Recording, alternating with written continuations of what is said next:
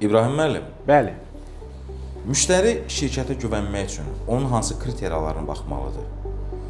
Hə, bu da ümumiyyətlə yeni müştərilərdə həmişə belə deyək ki, sualdır. Əsasən də gənc ailələrdə yeni mənzil alıb onu təmir edilənlərdə və yaxud yeni ev inşa etmək istəyənlərdə bu həmişə bir sualdır ki, yəni bunun işini görəcəyi, həvalə edəcəyi tikinti şirkəti və yaxud yenə deyək usta briqadası işini keyfiyyətli görəcək və görməyəcək. Bunun üçün də müştərinin aldanmamaq üçün ən düzgün seçimi o olar ki, müştəri həmin şirkətin və ya usta briqadasının həm belə deyək referans məktubları ala bilər, məsəl üçün köhnə müştərilərlə bağlı, həmçinin də müştəri portfelini analiz edə bilər.